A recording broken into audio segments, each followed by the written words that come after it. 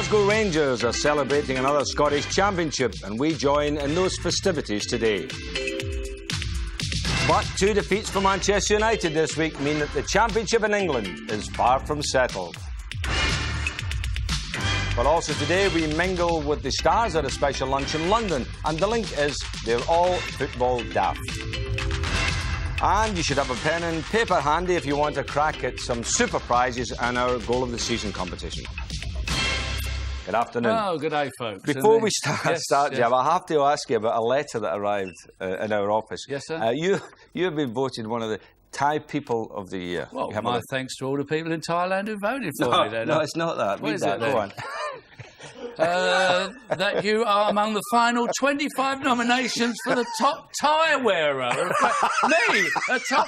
How did they know that I actually wore a tie, Saint? I mean, nobody has ever known that I actually wore a tie at every show. Isn't that amazing? Well done. Well, I look forward to a few free ties, chaps. Thank you very much. Lovely, right. Yeah. Michael Aspel's won it. Oh, that is posh company. Well, the championship race in England is at boiling point, with Leeds now the favourites. Manchester United is still fighting, and Sheffield Wednesday, well, also win with a shout. Manchester United's 2 defeats this week, however, could prove very costly.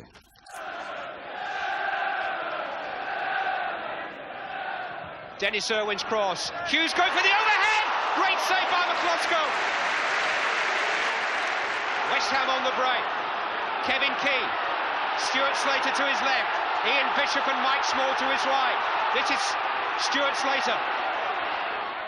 Pallister's clearance straight to Brown. It's in! West Ham deserved a lucky break. Pallister's got it back for Manchester United. Ran into Potts. It's Hughes though. Space for Ryan Giggs.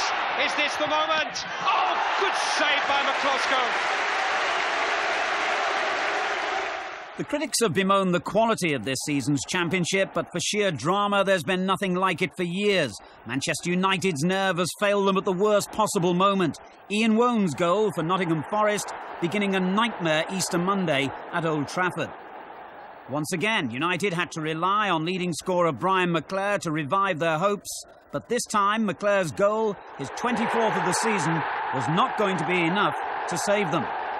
Forest couldn't beat United in the Rumbelows Cup, but they've inflicted serious damage on their title hopes with 2 league defeats in a month. Scott Gemmell's winning goal, signalling the start of what's been a miserable week for Mancunians of the red variety. The weight of expectation doesn't lie so heavily at Ellen Road. Leeds, in only their 2nd season back in the First Division, have tried to keep their title bid low-key. But Chris Fairclough's goal against Coventry, coming an hour after news of United's failure against Forest, really lit the fires. At this critical stage, fate is just as important as football, and the linesman's error could play a big part in the title. A penalty wrongly awarded for handball, and Coventry's Lloyd McGrath wrongly sent off. Gary McAllister, the only man in this sorry incident who got it right. 2-0, and for Leeds, the real possibility of their first title since 1974. Just a week ago, one leading bookmaker had Sheffield Wednesday at 100-1 for the championship. I hope he hasn't given up his day job. The Owls are sitting in the wings, ready to pounce. Roland Nielsen on target against Norwich City on Monday. The Wednesday team, built by Ron Atkinson and improved by Trevor Francis, has had a marvellous season. The big prize may be beyond them, but when John Sheridan made it 2-0, he ensured that Wednesday should at least qualify for Europe, and if the big 2 do slip, who knows? Well, you can follow the next stage in the chase for the title tomorrow afternoon at 2 o'clock on ITV. There's extended highlights of Sheffield United against Leeds, followed by live coverage of Liverpool against Manchester United. And, Jimmy, I have to say, when you think about it, about 6 weeks ago, we never thought we'd be sitting here talking about United throwing the league away. You're quite right, and effectively it could even be over tomorrow after those 2 games. Because if Leeds win in the morning and United lose at Anfield, it's all over.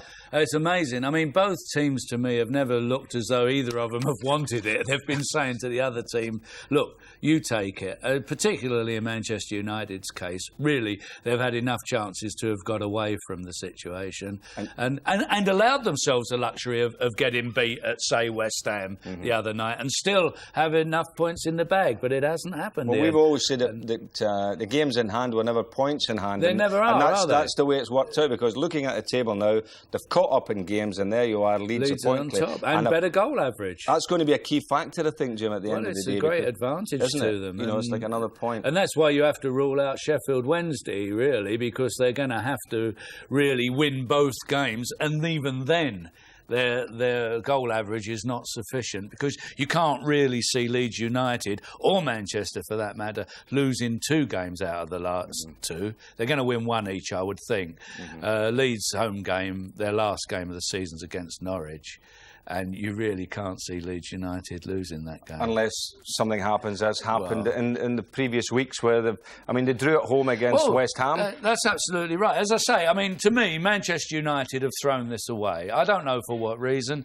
It's just one of those things. But they should have been in this position now of allowing themselves the luxury of losing a game, which they did do in the week, but still have enough in hand. It hasn't happened. The driving seat is firmly sat there with Leeds United totally in control now. So, I mean, and I don't think you and I would have said that a few weeks ago. No, we wouldn't. And so we're looking forward to that. Anybody for that matter, even Alan Wilkinson. I know. Looking forward to that one tomorrow. And a great double-header. Be great. Yeah, you working on it? Yes, I'll be there. Good man. Right. In the second division, Ipswich and Leicester are almost there, but the playoff spots are still in the balance, as are the relegation places. Here's Gabriel Clark. With the Premier League just a win away, it was just like old times at Ipswich on Tuesday night. A sellout 23,000 crowd. John Lyall walked out to the sort of reception last reserved for Bobby Robson. But after that, the Portman Road promotion party turned rather flat. Ipswich were edgy and short on ideas and failed to unhinge a Grimsby side defending for their second division survival. The second half brought more pressure, but only more frustration. The closest Ipswich came to a breakthrough when Paul Futcher nearly diverted the ball into his own net. That was until the final minute, when an Ipswich head finally got on the end of an Ipswich cross. But Jason Dazell's header came back off the post. The points should help Grimsby stay up. As for Ipswich, they can see the finishing line. At the moment, they just can't cross it. Very well, defended very well. We just needed a bit of luck in front of goal and it didn't happen, but we still believe we're going to go up and we're going to go up as champions. It's Leicester City who look the most likely to join them. Tommy Rice was the man for the job after Cambridge had controlled much of the early play. Wright struck from 25 yards just before half-time. And 8 minutes after it, Wright's cross deceived the United defence, and Phil G applied the finishing touch to Leicester's 7th win in the last 8 and Cambridge's chances of automatic promotion. But John Beck's side will run till they drop to make sure they're in the playoffs. Leicester were on their heels for the last half hour after Steve Claridge had brought it back to 2-1. This afternoon, Leicester are taking around 10,000 fans to Charlton, who moved into the 6th and final playoff place after going behind at Port Vale. Brian Mills turning neatly on Dean Glover's free kick. 2 minutes from time, though, Colin Walsh's free kick was only palmed away by Mark Grew, and Charlton's co-manager Steve Griss, on his sub, showed his strikers how to do it with his first goal in 3 years. At Roker Park, Peter Davenport scored his first league goal in 3 months. It was worth waiting for. It was also good enough to win the Tees Wear derby, and probably good enough to spare Sunderland from the drop. But that sinking feeling is still with Newcastle United. A bomb scare delayed their kick-off at Derby, but after just 3 minutes, the drama turned into a crisis for Kevin Keegan. Kevin Brock had handled on the line, no hesitation from referee Brian Coddington, who followed FIFA rules to the letter. Brock saw red, and so did most of his teammates, but Newcastle were down to 10 men. Paul Williams scored from the penalty spot, and with Newcastle rassled, Derby, who could still sneak into the top 2, went for the jugular. 17 minutes in, and Paul Kitson pounced on some third-rate defending for his 3rd goal since moving from Leicester. Things couldn't have got much worse for Kevin Keegan, but they did. 9 minutes later, Newcastle were reduced to 9 men when Kevin Scott was sent off for his 2nd bookable offence. By now, his manager was lost for words. Somehow, though, Newcastle's 9 men managed to halve the arrears early in the second half. Kevin Sheedy's cross, David Kelly's header, and Gavin Peacock knocked in the rebound. But any hopes that they might be up to mission impossible disappeared in the space of another mad minute. First Gabbiadini flicked on, and Craig Ramage made it 3-1. And then Liam O'Brien became the third Newcastle player to be sent off after saying something he shouldn't have to referee Coddington. It was all rather academic by the time Ramage trickled in his second. Keegan has since lodged an official complaint about the referee for failing to take the big match atmosphere into consideration, but it won't alter the result or the fact that Newcastle are suddenly back in the bottom 3.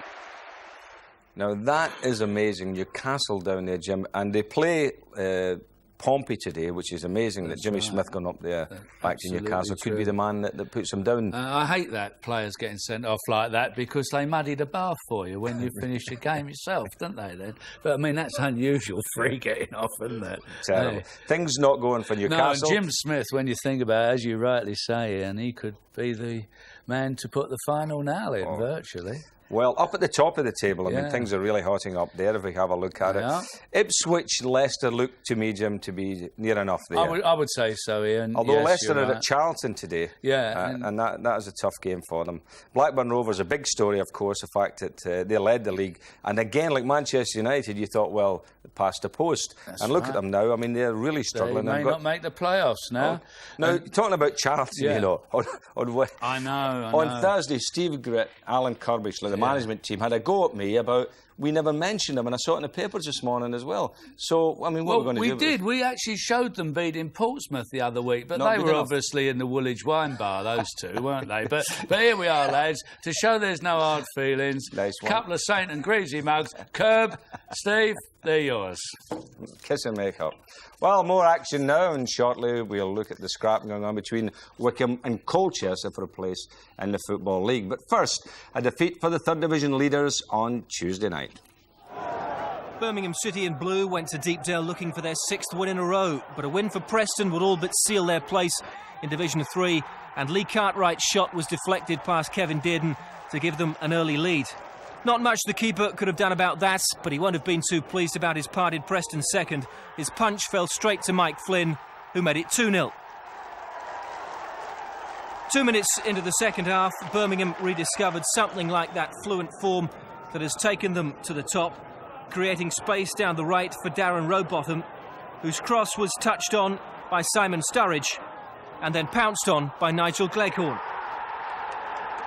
It threatened to come back, but that didn't quite materialise. Playing on plastic once a year is a lot different to playing on it every other week, and with the Birmingham defence slipping and sliding, Graham Shaw rounded Dearden for number 3. It was everybody up for Terry Cooper after that, and Birmingham did manage to make it a frantic finish. Simon Sturridge pouncing on the ball after the Preston keeper had lost his bearings. He crossed for David Rennie to bring it back to 3-2. That was the final score, but Birmingham are still a point clear with the game in hand. In Division 4, Mansfield Town's chase for a place in the top 3 sparked into life just before half-time when Phil Stantz lobbed them ahead. But Halifax were level with one of the goals of the week early in the second half. 20 yards out and Ian Juriev cracks in the equaliser. 8 minutes later, Mansfield were back in front and Stant had got his second. Not the most orthodox overhead kick you'll see, but it ended up in the back of the net. Still, Mansfield couldn't hold on to the lead. With 13 minutes remaining and the nerves starting to fray at Field Mill, Halifax carved out an opening down the right, and Greg Abbott headed in their second equaliser. But 5 minutes later, Stant had the final words. Gary Ford released Steve Wilkinson. He got to the byline, and Stant got his rather ample chest on the end of it. 3-2 to Mansfield, and not for the first time this season. Their top scorer had answered their prayers. But it looks like it might take divine intervention to stop Burnley going up. On Wednesday, they beat Cardiff 3-1 and got the second fastest goal of the season when Robbie Painter scored after just 16 seconds.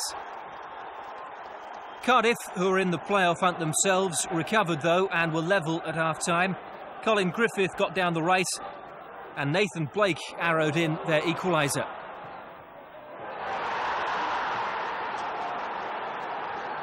But Burnley wrapped it up early in the second half with 2 goals in the space of 3 minutes. First, Ian Measham's cross was headed on by Mike Conroy and Andy Farrell put them 2-1 up. And the 12,500 crowd knew their side were back at the top when Conroy headed in from almost on the line. Burnley are now 3 points clear with 2 games in hand. As for who goes up to the fourth, it'll either be Wycombe Wanderers, who've never been in the league, but who've got a brand new stadium, an average attendance of 4,000, and ITV's Alan Parry on their board of directors, or Colchester United, who were in the league up until 2 years ago and who are currently having to raise £80,000 to make sure their old ground at Layer Road is up to scratch if they get promotion. I think it means everything to the town, the players, the directors, the chairman, to get back in the Football League and get your league status back. The conference hasn't been a bad experience, I don't think. You know, the lads have quite enjoyed the football, but there's nothing like playing in the Football League. In the 4th division, the 3rd division, the 2nd division, you can finish 6th in the table and still get promoted. I think the conference actually is the hardest league in all of England to win. Only the top team is successful ultimately, and what a pressure that is. One slip now by ourselves or Colchester and a season's work is down the drain. And in the last 2 years, the race to get out of the conference has gone to the last day. This year looks like being just the same. Wycombe went into Easter level on points but second on goal difference. They did their best to close that gap, beating Welling 4-0 and Bath 1-0. But Colchester didn't drop a point over the holiday period either, and on Wednesday they edged themselves further in front, while Wycombe could only draw at Kettering. Colchester won 4-0 at Boston. With 3 games left, they're showing more of the championship form. Well, Parry could be buying a champagne, James. Well, I've got a £10 bet with Al Boy. Have you? Yes, I'm going for Colchester, who do have their problems. They've got a dodgy ground, but I think if they do go up, they'll find the money. And Wycombe have got their problems. They've got the pitch and Alan Parry.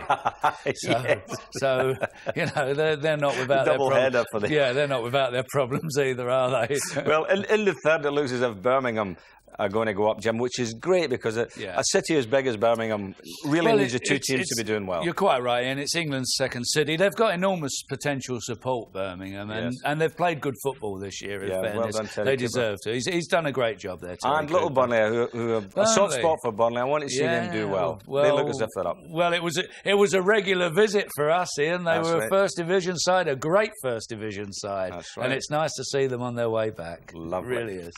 OK, well, we'll take a break there. Still to come, our goal of the season competition, so get that pen and paper now. We've coverage of the Sunday Express Celebrity Football Lunch, and we reflect on Rangers' successes in Scotland, so stay with us.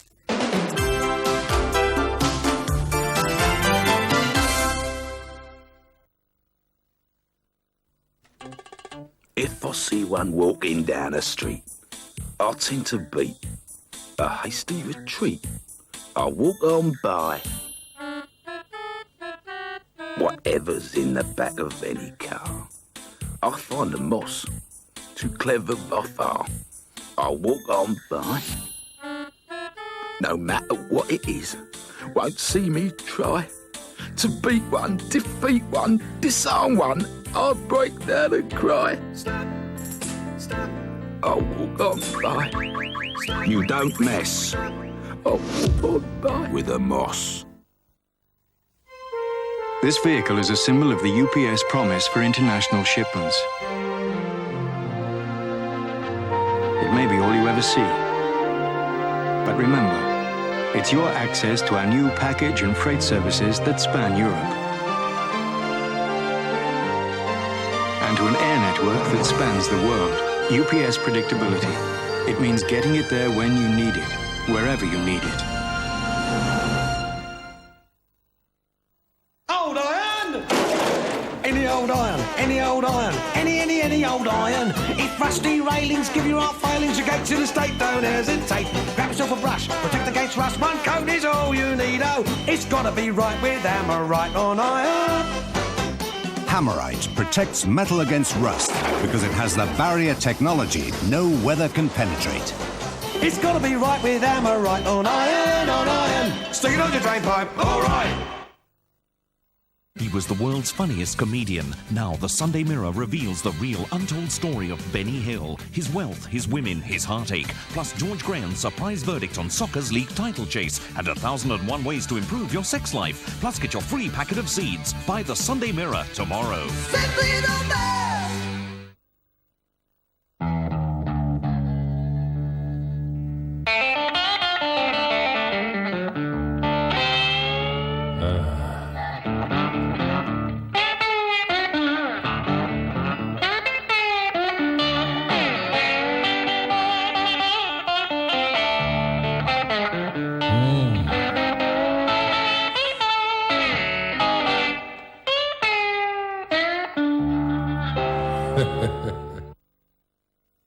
From Hollywood Pictures, I was calling about the nanny position. her plan to make this family her own.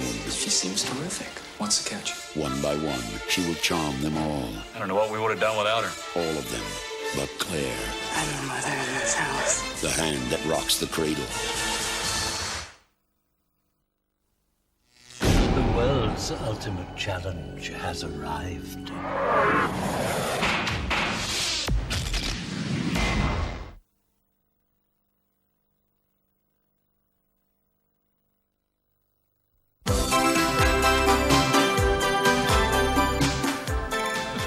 Welcome back. Now to Scotland, and viewers in the Scottish and Grampian regions next Tuesday night will be able to enjoy live coverage of Rangers' final home game of the season, the championship party, if you like. They take on Hearts for so long, the league leaders themselves. I'll be there, Jim, with Jerry McNee, the singing commentator, and the show is hosted by Jim White from 8 o'clock. So it's 4 championships in a row now for the men from Ibrox. Clive Tilsley reports. We've had 19 minutes. Gorham's clearance rather hanging on the wind, and here's a chance for Ali McCoist. He's going to walk it in. Oh, how he loves to score goals.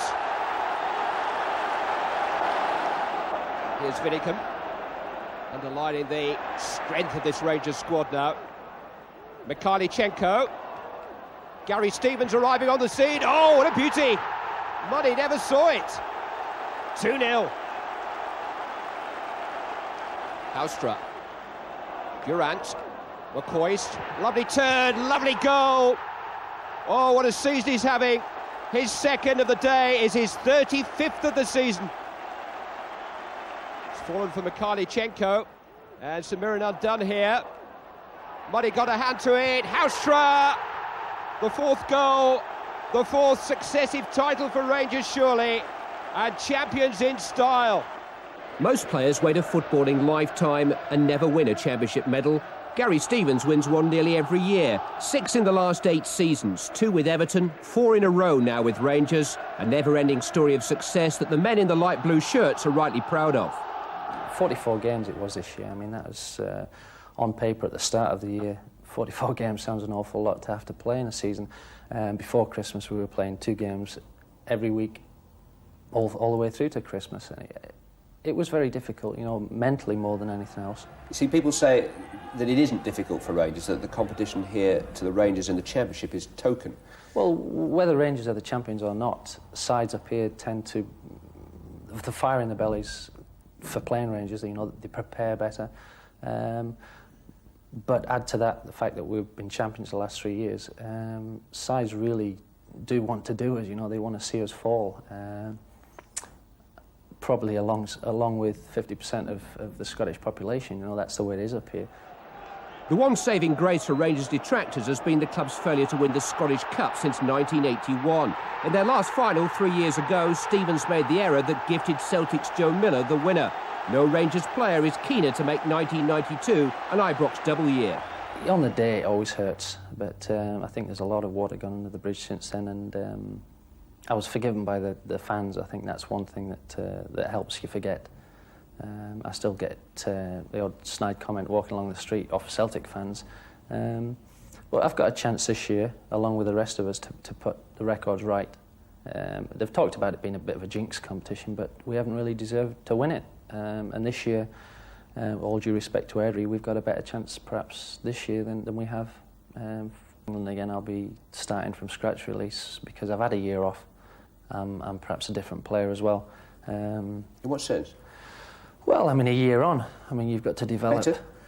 I'd hope so, but the older you get, I mean, the more you use your brain, perhaps, a little more strong mentally, and perhaps I could deal with that, but I will never find that unless I get to play again. That's the thing. Been very successful, Harry, well up there, done. and Rangers, Jim, 4 in a row. Yeah, you can't argue with that. They're the outstanding team in Scotland. But they've got the ump to say in Greavsie programme, haven't they? Well, not so much at the programme, to you, actually. To me, is it? Well, you had said something during the season about one of the players. Well, it's Mark Haley. Just because I said Mark Haley can trap a ball further than I can kick it. Now, that's my opinion, and I'm entitled to that. Yes, now, but Rangers are not entitled to get the ump over that because they were going to let Ali McCoist come down here. Well, we weren't they? wanted Ali McCoist to come on the show this week and do the whole bit about Rangers and everything. But Rangers are the biggest club in Megaland. I mean, they should be above anything like that, really. Come on, Airdrie. Support Airdrie next week. What, for the final? Because the Rangers, of course, can do the double. Which they can, that's right. They haven't done but for a long Airdrie will time. stand in their way, little Airdrie. You think so? I've got the ump to Rangers now. I mean, a club like that should be above all criticism, really. They so should be able to... seriously, you'll be then hoping that Hearts win, because the Hearts have to win the last 3 games. It'd be nice to see see Celtic Hearts do. Yes, be nice to see Hearts win, absolutely, and Airdrie and get in the UEFA Cup. Absolutely. Okay, well, but, you know, I divorced myself from everything he said. Well, you're going up there on Tuesday. You've got to. And I've been up that gantry. I'm not telling you where I am. Okay, right. Now, this week at the Dorchester Hotel in London, the Sunday Express hosted a celebrity lunch for stars who share a love of football. Now, among them was Jim Rosenthal, and he explains the common link. Throughout the season, the award-winning Sunday Express sports pages have included a special report. Celebrities have covered a match involving their favourite team. Manchester United's seizure is the big talking point. Well, you know, being a Manchester person, I was shocked and surprised and upset for the United fans. And, well, it'll be very sad if they lose the title now, won't it? Yeah, very sad. I think Arsenal are the best team in the First Division currently, and I think Leeds United will win the First Division. I think Manchester United have blown it. What do you feel has happened to United in the last couple of weeks? Nerves and bottle, and the absence of Robson. I think he's such a man in that club, you know, of the current club, you know, along with the legends of the past. But I think Robson makes that team play, calms them down, if you like, and his absence, I think, will prove very costly for them. Editor Yves Pollard had the idea of weekly celebrity reports that allowed famous supporters to write about their club, confirming these days it's fashionable to be a football fan. I think it's a wonderful game, just a wonderful game, because you never know what's going to happen. It's on this little pitch, the rules are very simple, the play is very simple, they just kick the ball to one another, and yet within those very simple things it's extraordinarily complicated. And then you become deeply attached to the team, and you go to bed worrying why Rocastle's lost form. And I can't believe it. I mean, there's all this going on. I've got a South Bank show to produce, I've got a novel, and I'm worrying why Rocastle lost form, and then you start to enjoy it. Enjoying the match is one thing. It's very different when you've got to find the recipe for an instant report. Horrendous. I mean, my husband, I must say, did most of it. But I found that if it had been like a goalless draw, maybe, you know, it might have been easier, but there were 3 goals and it was just all happening and it was awful. I couldn't be a football reporter for anything. It was really hard. Chelsea fan David Mellor is still buoyant after his party's big win. But it's been tough going at the Bridge. Difficult. With the Blues not coming as well through on the football pitch as they did in Westminster, I'm afraid. No, I mean, I think that everyone who loves Chelsea knows that on their day they can beat any team in the land, and on another day they could lose to any team, and I mean any team in the land. How committed a supporter are you? Oh, I'm very keen. I mean, I go to almost every home game and quite a number of away games. I mean, I'll be there on Saturday, hoping that we'll have a grandstand finish against the Arsenal, who've come into rather good form just lately. So I shall have my fingers crossed and my knees knocking, I'm afraid. Well, you know, I must say, Jim, I think they were some of the best reports I've ever seen Well, in the they newspaper. are. I mean, Chelsea, who've got so many Tory supporters, they're going to privatise the trainer's bucket and sponge, you know. But I think those reports that they did probably are some of the best. You're quite right, Ian. Much better than, dare we say this, but, I thought they were excellent. Excellent, much fairer than normal, no bias, superb. And they can't knock us saying we're finished next week. How can we get a bad press? Don't matter. We're finished. Okay, say what you like. That's it, tell them. That's right. All right, OK, well, at another lunch, there'll be a few lunches in London this week, the Football League demonstrated that they can still expect to command sizable sums of sponsorship income after the arrival of the Premier League. Exclusive news now of a major new deal from Gabriel Clark. Putting the family spirit back into the game has been high on the list of football's priorities in recent times. The first Jewson People Awards this week was clear evidence of that. In the last 2 years, Jewson have sponsored 73 different family schemes at 49 different clubs. Brentford and Walsall were named top family clubs in Divisions 3 and 4. The godfather of football chairman, Doug Ellis, had plenty to drink to when Aston Villa pipped Leeds to the Division 1 award. But the national title went to Second Division FA Cup finalist Sunderland. Alec King collected what everyone at Roker Park hopes will be the first of 2 trophies in the next 2 weeks. They make things work. I think it's a combination, a special chemistry up there. The club's part of the community, that's quite clear. It's very important. So the fans have something to do with that. But I think the club has gone out of its way to make sure that it makes itself attractive and open to those fans. That innovation includes the Roker Rover, a specially converted double-decker bus which takes Sunderland into the Wearside community.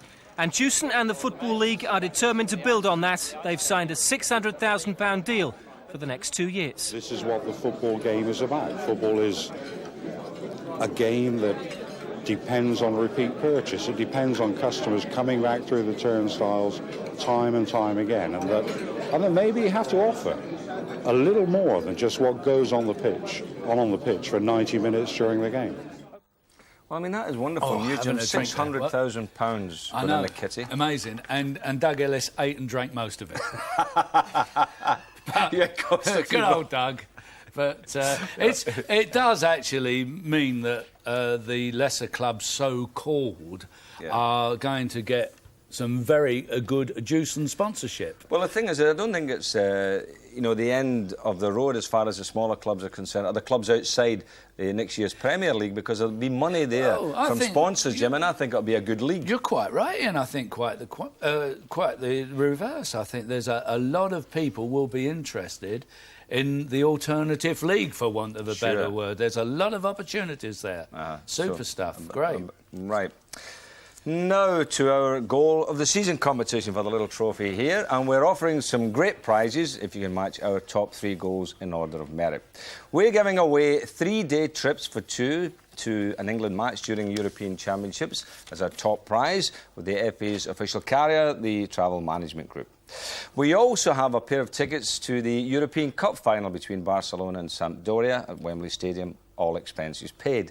We've 4 sets of the official Football League video series, including Race for the Championship, Saves Galore and Goals Galore, all from Fox Video. And finally, we've 6 copies of the only official record of Rangers Championship victory on video, entitled 4 in a Row. Now, what you have to do is select the top 3 of our 7 goals of the season in order of merit. And there are 7 this week because we've added Anders Limpar's tremendous effort against Liverpool last Monday to our final selection. Now, here are the 7 goals to choose from. The sunshine and green pitches of August, a new season and an early contender for the sort of goal which lives in the memory. A soft touch and Palmer able to feed Hurst, who brings it onto his left foot. What a start to the season for David Hurst. And what a start for Wednesday. Great goals can be spectacular. The finishing touch in a skillful build-up, or simply a moment of individual brilliance. Dwight York of Aston Villa can certainly lay claim to the solo goal of the season. You simply can't legislate for talent like this.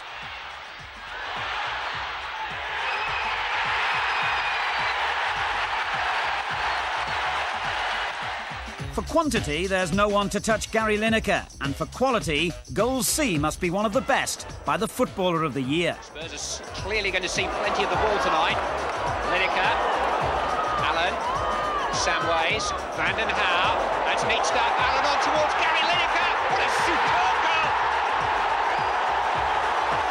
Oh, that's broken the ice. If Leeds United win the Championship, Lee Chapman's contribution will have been enormous. This effort, a classic of simplicity. Dorigo. That's good running and a fine ball. Speed. First time towards Chapman. Oh, a magnificent goal by Lee Chapman. Our fifth contender combines ice-cool confidence and exquisite skill. Arsenal's Paul Merson needed just one look and one chip to provide us with this memorable goal.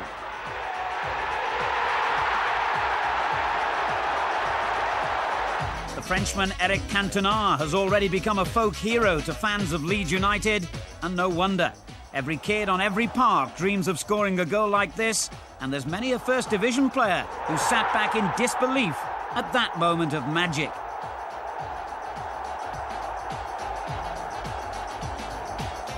Arsenal bought Anders Limpar for his ability to do the unexpected and the unusual, and here's why.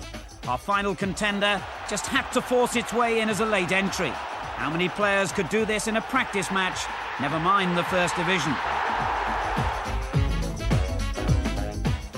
Right, now put the letters of your top 3 goals in order, and if your choice matches ours, you could be a winner. And you can also phone your choice through on this number, 0891 333322. That's 0891 333322.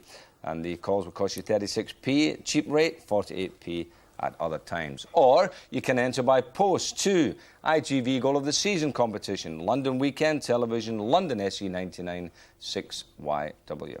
Now, all the winners' names will be revealed on next week's show, and how we are going to sort that out, I do not know. We obviously haven't made our minds up yet, folks, and I can assure you we haven't, because we actually beg to differ on this, on 2 or 3 of the goals. So we need to pull somebody else in. Yeah, we'll get our producer in, the tea lady, we'll get the workers from the working outside the building, and we'll get them all involved, Ian. Well, it's going to be a very difficult one, but, you know, send the entries in anyway, and we'll see how we go next week. Well, finally today, even though that the European Championships are beckoning, the European qualifying matches for the 1994 World Cup finals kicked off this week with games in Spain and Belgium. Here's Jim Rosenthal. Wales can be encouraged by Belgium's failure to get a hatful against Cyprus. Just 1 goal for Mark Wilmots, the Standard Liège striker. The Belgians booed off. Wales start their Group 4 qualifiers in Romania next month. And now the first action from that group of 7. Spain are off to a flyer with just a couple of minutes gone. A nice rebound for Michel. A really dodgy penalty decision, though, for their second goal. Baquero upended by Strakosha. Michel once again from the penalty, and that's his 21st goal for his country. Late on, Fernando Hierro gets the third. Hierro used to be a central defender. He's now second top scorer in the Spanish league, playing in midfield. Northern Ireland are at home to Lithuania on Tuesday. The Republic play Albania next month. Well, the World Cup on its way, Jim. England have a friendly next week against the CIS. It's CIS, yeah. Now, he's selected 50 players, Graham Taylor. He must win with that 50 players. I thought I was backing him with a chance. I thought he was selecting players at 50. I'll put my name down. But, I mean, 50 players is a joke. Oh, I mean, I think we'll get a win. Yeah. I fancy us out there. Scotland don't have a game because Andy Roxburgh thought, well, you know, you can't get the players at this time of the year. There's no point in getting involved in all that, so we've given it a buy. I wonder whether we fix this game up when they were the Union of Soviet Social Republics and live to regret it. We'll never know. Oh, OK. Right, anyway, before we go, a reminder to look out for tonight's live boxing on ITV at 10:30. When the WBO super middleweight champion Chris Eubank takes on John Jarvis of the USA at the GMEX Centre in Manchester. And also don't forget the match from 2 o'clock tomorrow afternoon. Well, that's it. We shall see you next Saturday. We will indeed.